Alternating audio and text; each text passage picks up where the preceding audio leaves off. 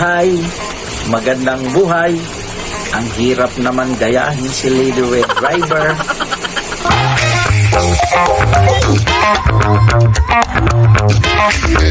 By the way, good morning, beautiful people. So dahil meron po kaming 3 days tour dito sa Baguio City, samahan niyo po ako. Naipasyal namin kayo sa iba't ibang mga magagandang destination dito sa Baguio City. Siyempre, pag kayo po ay mag-tour sa Baguio, hindi mawawala at hindi dapat kaligtaan, hindi puntahan yung mga babanggitin kong mga beautiful places na ito sa Baguio City. Number 1 place, siyempre, Lion's Head. So, pag galing po kayo ng highway, akyat kayo ng Cannon Road, automatic po yan, madadaanan nyo na kaagad yung Lion's Head. So, drop by lang po kayo doon. And then, picture, selfie, pang post, pang Instagram. And syempre, after naman doon, sa papasok na po ng Baguio, papuntang La Trinidad, huwag kaliligtaan po na puntahan yung tinatawag naman nating Strawberry Farm. So, pag nandun kayo, makakapagpa-picture kayo dun sa napakalaking strawberry. And syempre sa paligid po noon, maraming mga pilihan ng pasalubong. Kung gusto mong mamitas ng ng strawberry, pwede po yun. And syempre, marami din po doon mga kainan. Yan. So, dalawang part po yung Strawberry Farm. Meron doon sa bandang gitna. And then dito sa main gate. So, nandun na rin ang free parking. And then, syempre, marami pa pong iba.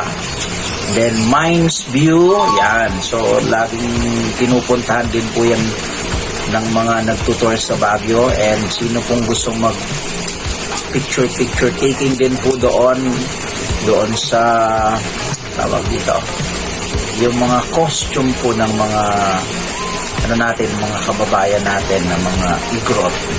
So sobrang colorful yung costume na yon, and mai-enjoy nyo talaga lalo. And then doon din po sa syempre pag pupunta kayo ng Baguio, hindi nawawala po yung tinatawag natin night market. So, nag-o-open po yan ng mga 8 to 10. So, almost 2 hours lang po yan. Every night po yan. And syempre, hindi lang botanical. Yan. So, botanical garden. So, mga mahihilig po ng magtanim ng mga halaman, marami po doon. So, pag pumunta kayo doon, mas may enjoy nyo po yung lugar at makikita po yung iba't ibang klase ng mga halaman at pwede rin pa rin namang bilhin. May mga entrance fee po dyan, minimal entrance fee, pero mas enjoyable naman sobra yung place. And ano pa ba? Okay. Siyempre, yung Burnham Park. So, yun, sa mga mag-boyfriend, girlfriend, yun, pwede kayo mag-date doon. Pwede kayong mamangka doon. Siyempre, hindi mo dapat kaligtan. And siyempre din, yung SM Baguio, na ito yung Baguio, SM po na walang air condition. So, super, may enjoy. Ilang beses na kami nakabalik doon, pero pagbabalik doon, enjoyable pa rin sobra yung And siyempre po, hindi lang yon, merong pang sa Mirador. So parang po yan, grotto. So medyo mataas-taas na akyatin. And syempre, Diplomat Hotel. Oh no! Yan, ito yung parang mga history po na kwento about sa Diplomat Hotel. So, basahin nyo na lang pagpunta doon. Pero, yan po yung mga normal na pinupuntahan doon sa Baguio City. Actually, madami pa po. Hoy, meron ako nakaligtaan. Siyempre, sa tinatawag nating Bamboo Sanctuary. Super nakaka-enjoy po dun pag umikit kayo dun sa parang maze ng mga bamboo. So,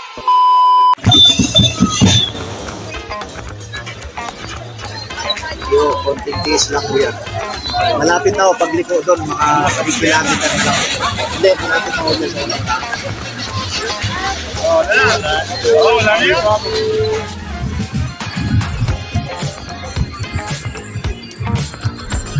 ABS-CBN. Hello, ABS-CBN. Bondi.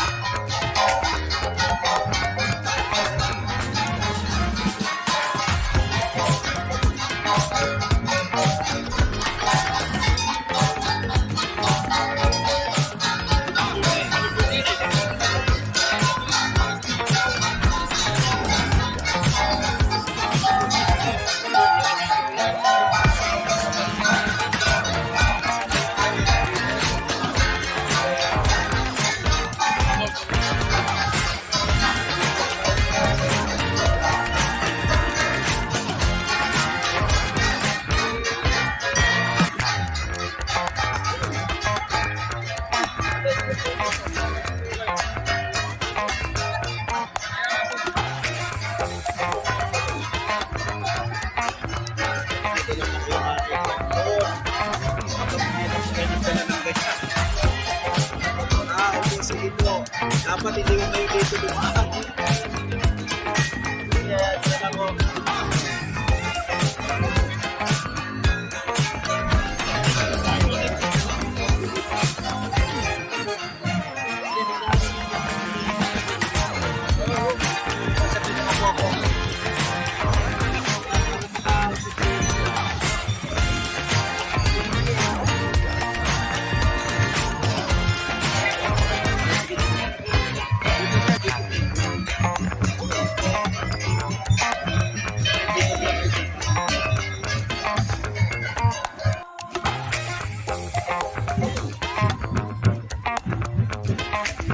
Yes.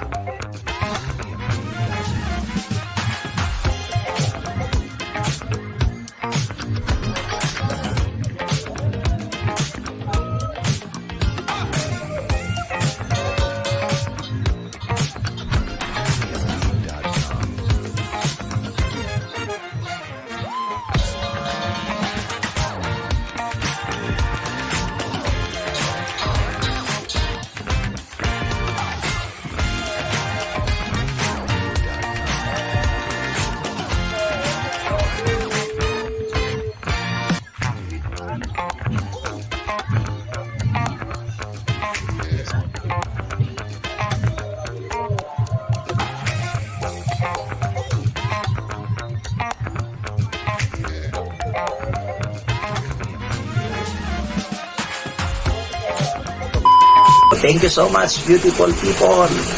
So, pahinga-pahinga si Lady Red. Kaya, enjoy naman yung life. And siyempre, huwag siyempre kaliligtaan yung Panagbenga Festival. So, 2 days po yung celebration nito. Saturday and Sunday. So, yung Saturday is, ito po yung parang dance competition, and yung Sunday naman, yung tinatawag na float parade competition. So, bye-bye beautiful people, and God bless everyone. Bye-bye.